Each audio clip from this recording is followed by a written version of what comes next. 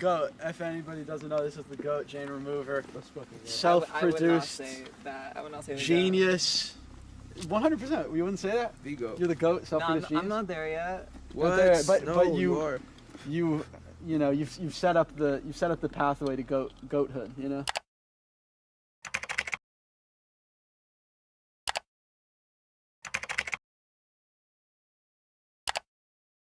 There was a lot of great artists that came out of the 2020 hyperpop era, but none have had as much of an impressive evolution beyond that wave as Jane Remover.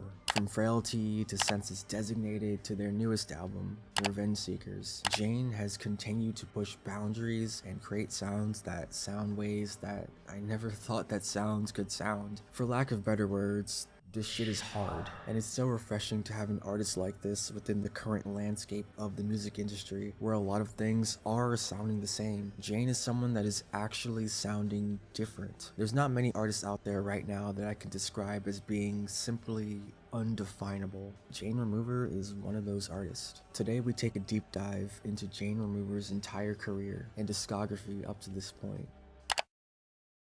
The year is 2011. A surge of EDM music is rapidly on the rise, and dubstep was just starting to receive more mainstream attention in the US, with artists like Skrillex, Kill the Noise, Virtual Riot, Porter Robinson. All of these artists were huge influences for Jane, who just got into producing beats around this time, using an app called iMachine. At only about 9 years old, by 2017, they finally started to publish some of their own work under the alias Hate Page, with several projects from late 2017 to early 2020. These were all just instrumental only projects that leaned into more of a garage, drum and bass, vaporwave type of sound. By the second half of 2020, they branched off to work on their main projects at the time. They released an EP titled No Words, Just a Picture of Me on July 17th that had a few songs made as High Zoe at the time. It wasn't until a few months later though that they would have their first big breakthrough tracks at the height of the hyperpop genre that was taking over the underground in 2020.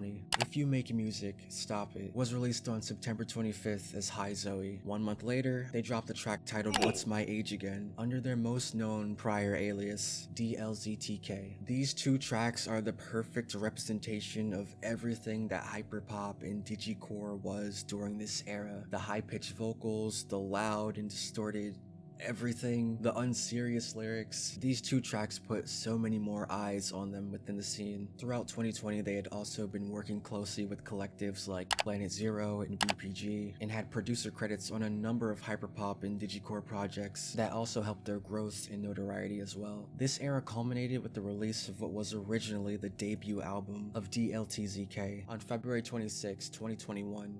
Teen Week. This was the project that really skyrocketed them into stardom within the scene, gained loads of mainstream attention, got them a cult following, and resulted in them joining Gravemind, collaborating with artists like Kuru and Midwest. Fast forward a few months later, and Jane was soon going to be graduating from high school. Yeah, they were doing all of this while still in high school. They wanted to take a year off from college to focus on music entirely, to which their parents instantly declined. So that summer before their freshman year of college, they hurried to finish a new project that they had started working on in April. During creating this project, Jane had gone to Google Maps to search for random spots in the US for cool stuff to screenshot. Eventually, they came across this house. They thought it was cool how the people were looking at the camera and the way the house looks and the ominous but familiar feel of the photo. It's like what they saw when they went on their walks outside their neighborhood. This house would become the cover for their debut studio album with their homegrown record label, Dead Air. Frailty.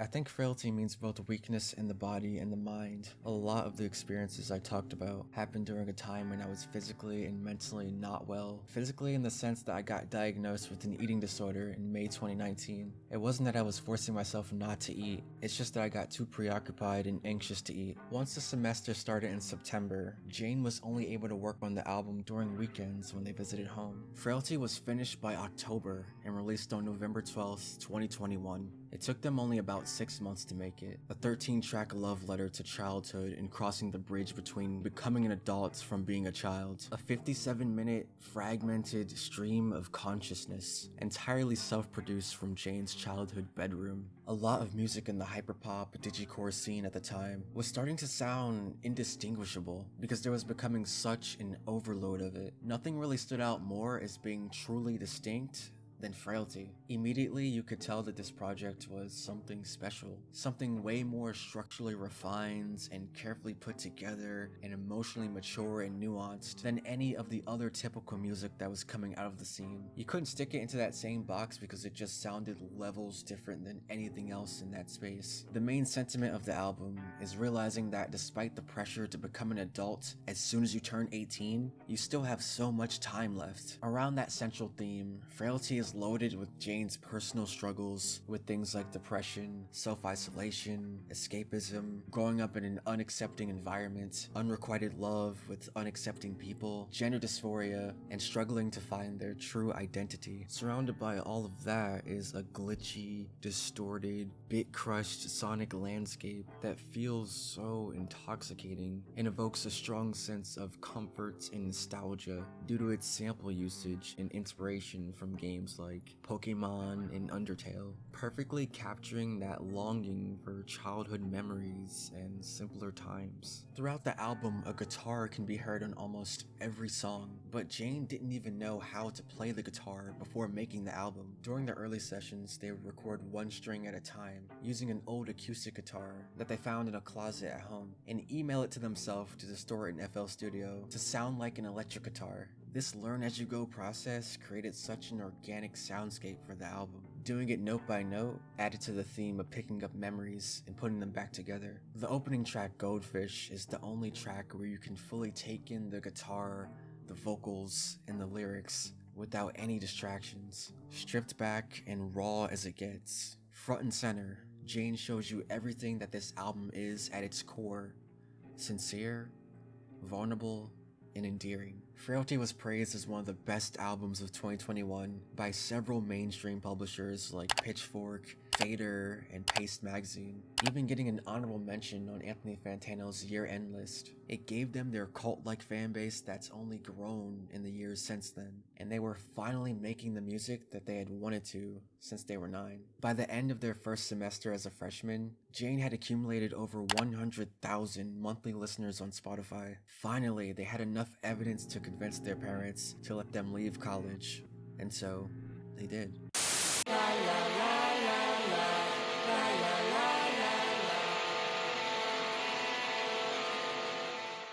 While all of this was happening, Jane was also releasing music at the time anonymously under an alternate moniker called Leroy. The songs that were dropping under Leroy were making some serious waves within the hyperpop and digicore space, with several artists attempting to recreate or emulate this same sound that they had created. The name for this sound was eventually dubbed as Daria, as they had just got done watching the show, and every thumbnail for the songs was a screenshot from it. So yeah, Jane casually just invented an entire new genre on a side project and spawned a whole new scene of their own because of how innovative these songs were. On May 23rd, 2022, Jane concluded the Daria trilogy with Daria 3, at least that's what I think it's called, and retired the Leroy moniker before returning to it in 2023 for one final one-off project titled Grave Robbing. More recently, Jane has released 3 new tracks under Leroy, so maybe there could be a potential comeback project later down the line. Either way, these are some bangers, and it's just good to see new Leroy.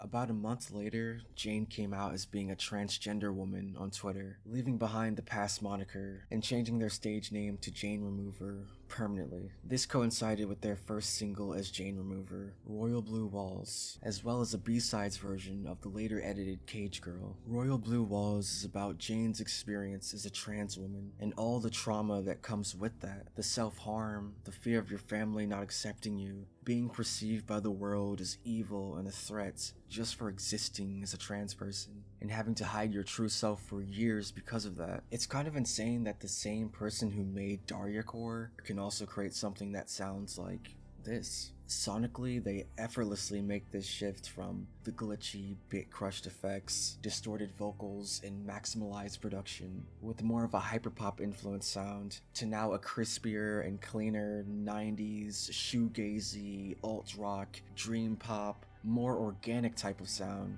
Just Jane Removerified. It still sounds very much like a Jane Remover song in its core elements, but you could tell that this was a completely different artist. Following Royal Blue Walls, Jane spent the rest of the summer doing their very first live performances, opening for the Anamanaguchi tour, promoting the Scott Pilgrim vs. the World video game, as well as Pitchfork's New York City Fest at the Knockdown Center. These were their only 2 real shows before joining Break-Ins for an entire North American run on the Hypochondriac tour in November. During all of this time, and not too long after Frailty, Jane had already began working on the initial ideas, imagery, writing, and recordings for what would eventually become their second album. They had this longing for bareness that was really fulfilled by traveling across the country for the first time. Sometime in the midst of touring and just traveling across America in general, Jane found themselves driving from Central Oregon to Seattle late night through a horrible blizzard. We ended up having to make a pit stop because the snow just got so bad, and we were in the middle of absolutely nowhere. And what really struck me was, because a lot of what this album was centered around idea-wise, this exact thing happened to me, like,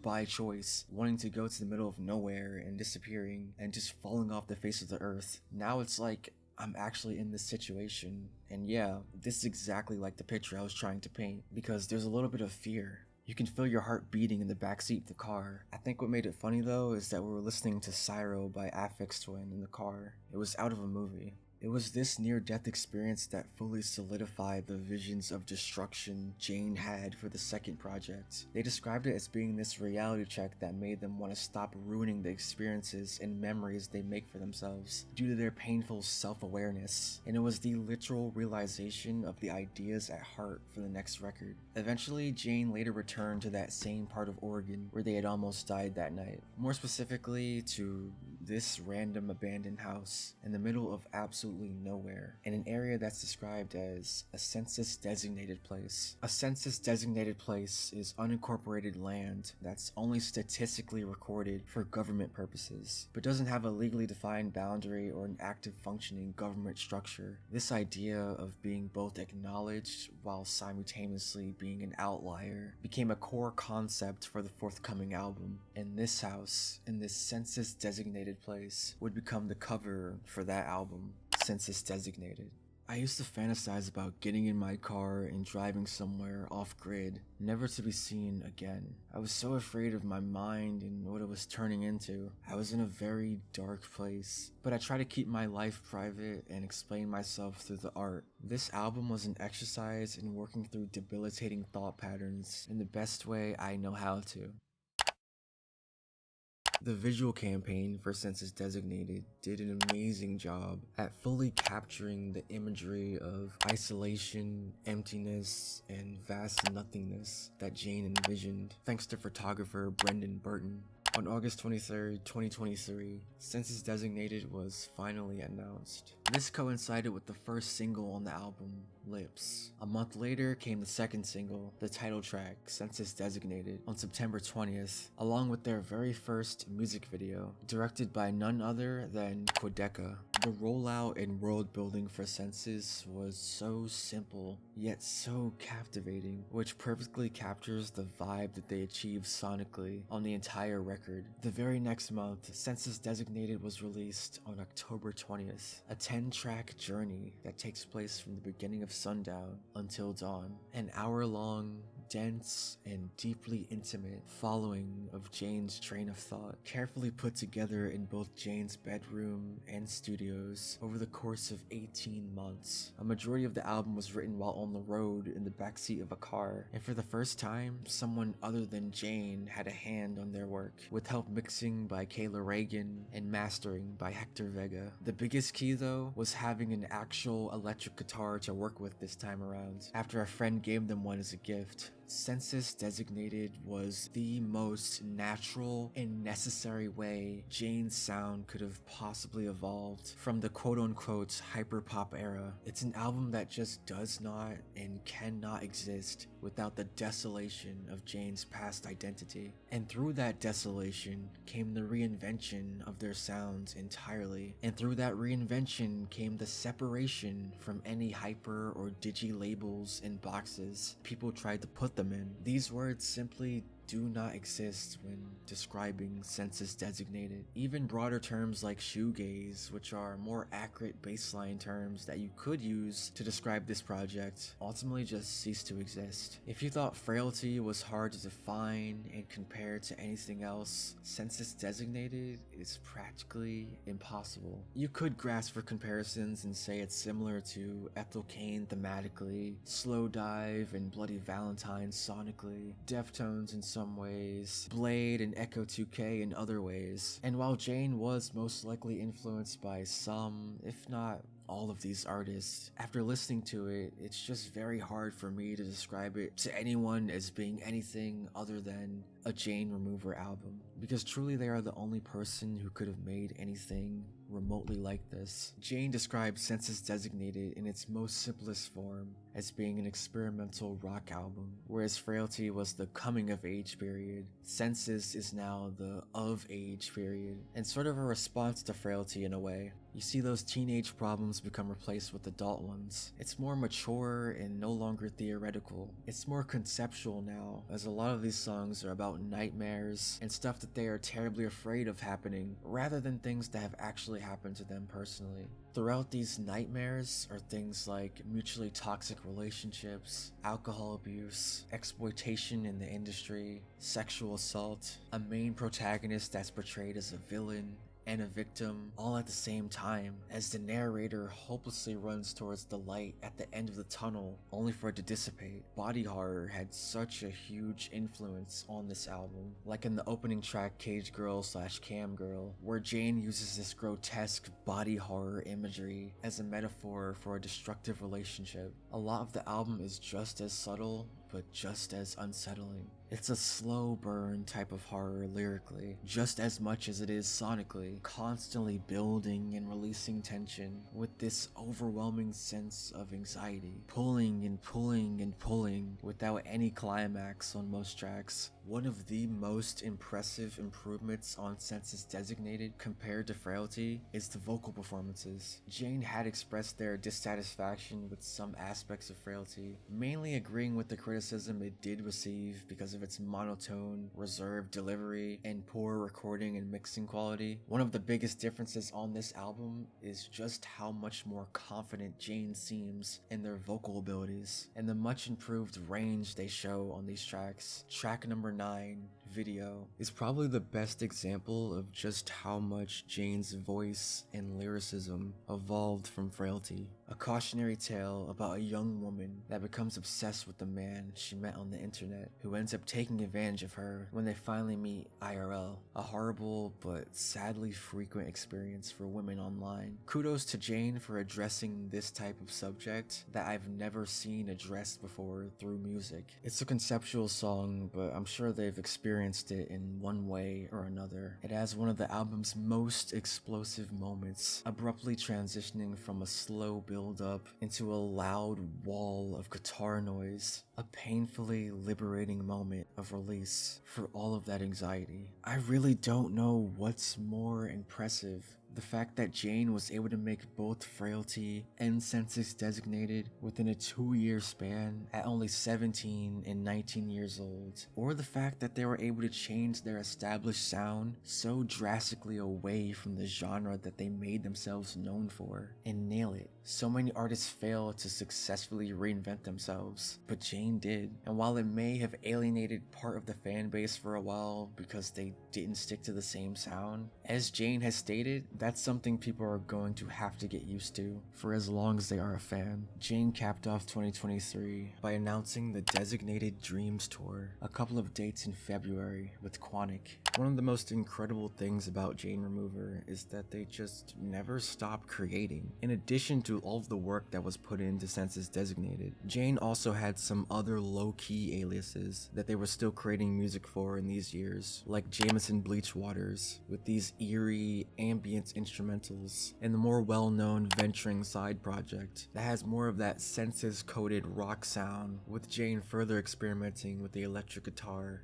but still maintaining their signature style. The self-released EP for Venturing, Arizona, was released on May 15th, 2023. Creation didn't slow down come 2024 either, with Jane releasing a string of singles, Dream Sequence, Flash in the Pan, How to Teleport, and Magic I Want You, and returning to their roots a bit, with this sound being closer to their OG sounds. On top of that, joining JPEG Mafia as an opener for the Lay Down My Life for You tour in August and September, and capped off 2024 with the announcement of their own tour in December, their very first headline tour, Turn Up or Die, with several dates slated for spring. During the time touring with JPEG Mafia, Jane had originally planned to release an 18-track pop trap type of project featuring those string of singles, but changed their mind mid-tour to instead take a break afterwards. But this break was rather short-lived after Jane returned to Chicago from tour and found that maggots were in their apartment and the power bills had stopped going through. Oddly enough, this series of events mildly enraged Jane just enough to put a complete pause on that break, and instead they began working on not one, but two whole albums. The first being the long-awaited debut album for the Venturing side project, Ghost Holding, that was announced in December. The second being their third album as Jane Remover, that was announced on New Year's Day through the absolute banger of a lead single, JR, Revenge Seekers. Yeah, in a way I feel like there are people that I have a right to be genuinely mad at, but Revenge Seekers is a lot like a Blind Rage album, where it's like, yeah, there are people that I'm mad at, people that have wronged me, but they're assimilated with everybody else. So it's like just swinging it at literally everyone in a sense. I feel like I have a big sword. Imagine if we're in a Kill Bill scene. Honestly, that's where Revenge Seekers, the title, comes from. I had an account with the username Revenge Seekers with the Z on it, and it was Kill Bill themed because that's my favorite movie. It's like that one scene where the Yakuza comes in and she is just swinging her sword at literally everyone, and behind her his head flies off, and in front of her his legs come off, and it's just a bloody mess. She doesn't even know who she's hitting. That's what it feels like, this album to me. I guess everybody who has wronged me is in the crowd of everybody else who I know and love, so it's like, yeah, I'm seeking revenge, I guess, on people who have wronged me, but I'm also hurting people that I love in the process. And sometimes I don't even know who I'm mad at. That's also the blind rage part of it, where it's like, yeah, I'm mad, and I feel like I have a right to be mad, but who am I mad at? 2 months after releasing Ghost Holding, Revenge Seekers was surprise released on April 4th, 2025. A 12-track, 49-minute maximalist hurricane of sounds that's best described as simply just fun. In Jane's words, it's the most fun they've had making music in a long time. In my words, it's the most fun I've had listening to music all year. The production, in one word, insane. Whereas Frailty was all about the pressures of becoming an adult, and Census was all about the struggles of now being an adult, with both being very dense and serious in their subject matter. Revenge Seekers is an album that is way less intense and takes itself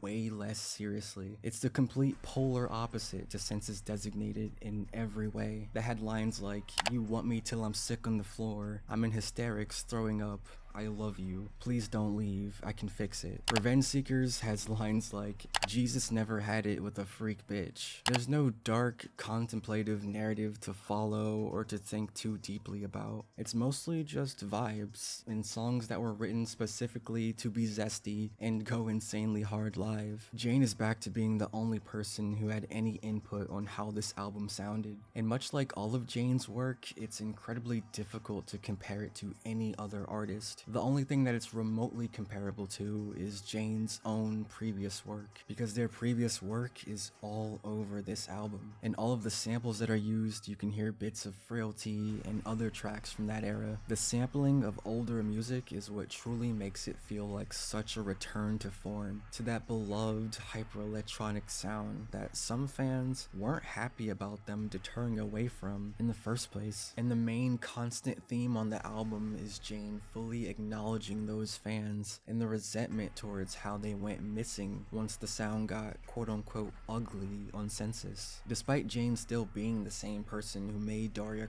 and who made Frailty, people treated the shift in sound like it was a betrayal or them selling out. It's a complex relationship that Jane has with all of the fame in general, and the multitude of issues, contradictions, problems, emotions, exhilarating highs of confidence, and crushing lows of insecurity that come with it. The good, the bad, it's all on full display. On a song like Professional Vengeance, it's the bitterness and regret it makes them feel, conflicted on whether or not they should just switch career paths. But then on a song like Dream Flasher, they are reveling in that same success and the fact that 1,000 people scream their name. At the same time though, clinging to the feeling of just being truly loved by this one person that only loves the fame that Jane has, but not Jane themselves. The reason as to why there was so much self-sampling on this album was to avoid any copyright problems from sampling other artists, but whether it was intentional or not, doing so also fits everything thematically. No song displays this better than the very first song they finished and the very first song they released for Revenge Seekers, JR. Much like the rest of the album, it goes into things like dealing with the downsides to fame and the parasocial behavior of a very online fan base, how they are perceived as an artist and person, with the focal point being if Jane should change their name. Again, something they've already done once. This is the first time that Jane has ever acknowledged in a song that they used to go by a different name, and almost every sample on this song is a sample from when they went by that name. Combining all of these past sounds with all of these new sounds tells an entire story in itself, evolving from the past while simultaneously fully embracing it to once again reinvent themselves. Revenge Seekers makes it evident that Jane Remover is above all one thing: a shapeshifter, never tied to any specific sound or identity. As for what's next for Jane Remover, your guess is as good as mine. Whatever it may be, if it's anything like what Jane has done to this point, it's sure to be one thing: undefinable.